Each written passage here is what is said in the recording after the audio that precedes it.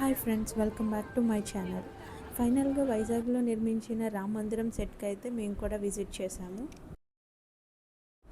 ఈ అయోధ్య రామ మందిరం గురించి మరిన్ని డీటెయిల్స్ తెలుసుకునే ముందు మీరైతే మన ఛానల్ని ఫస్ట్ టైం విజిట్ చేస్తే ఛానల్ అయితే సబ్స్క్రైబ్ చేసుకోండి. విశాఖపట్నంలో ఉన్న రామ మందిరం అయోధ్య రామ మందిరం శైలిలో సుమారు 2 కోట్ల ఖర్చుతో నిర్మించబడింది. ఈ ఆలయం ఆర్కే బీచ్ రోడ్లో ఉంది. ఈ అయోధ్య రామ మందిరం సెట్ అనేది మే 22 హనుమ జయంతి రోజు ఘనంగా ప్రారంభించారు. దీనికి టైమింగ్స్ వచ్చి మార్నింగ్ 11 to నైట్ 10:30 వరకు అలౌ అయితే చేస్తారు. మీరు కానీ వీకెండ్స్లో వెళ్తే ఫుల్ రష్ అయితే ఉంటుంది.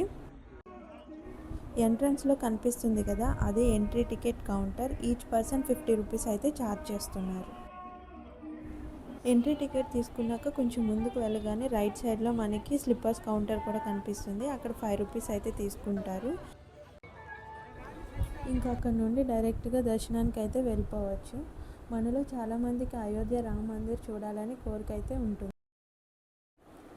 కానీ అలా వెళ్ళలేని సాధారణ ప్రజల కోసం ఇక్కడే అయోధ్యలోని రాముని దర్శించుకున్నాం అనే భావన వచ్చేలాగా ఇక్కడ రామ మందిర్ సెట్ని అయితే నిర్మించారు.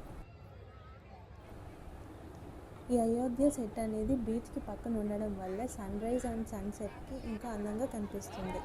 ఈ సెట్కి నైట్ టైం విజిట్ చేస్తే ఫుల్ లైటింగ్తో చాలా అందంగా అండ్ ఆకర్షణీయంగా అయితే ఉంటుంది. అంతేకాదు అసలు లోపల ఆర్కిటెక్చర్ చూస్తే నిజంగా అయోధ్య రామ మందిరంలో ఉన్నట్టే అనుభూతి అయితే మనకు కలుగుతుంది.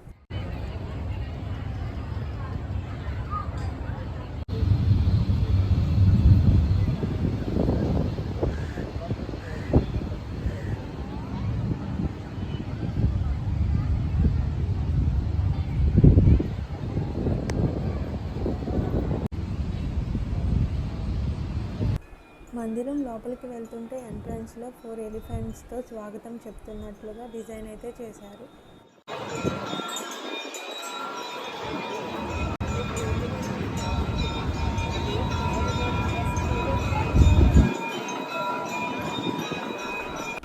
దర్శనానికి వెళ్తున్నప్పుడు మధ్యలో అక్కడక్కడ రాముని స్టాచ్యూస్తో అట్రాక్టివ్గా అయితే డిజైన్ చేశారు. ఫైనల్గా ఇంకా దర్శనానికి అయితే వెళ్ళాము.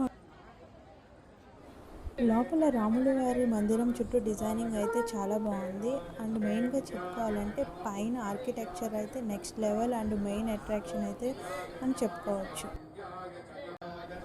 సో చూసారు కదా, ఇలా అయితే మేము రాముని దర్శించుకున్నాం. సో అయోధ్య వెళ్ళాలనుకున్న వారు ఎవరైనా వెళ్ళలేకపోతే తప్పకుండా ఈ అయోధ్య రామ మందిర్ సెట్ని అయితే విజిట్ చేయండి. ఇలాంటి మరెన్నో అప్డేట్స్ కోసం మన ఛానల్ అయితే సబ్స్క్రైబ్ చేసుకోండి. Thanks for watching.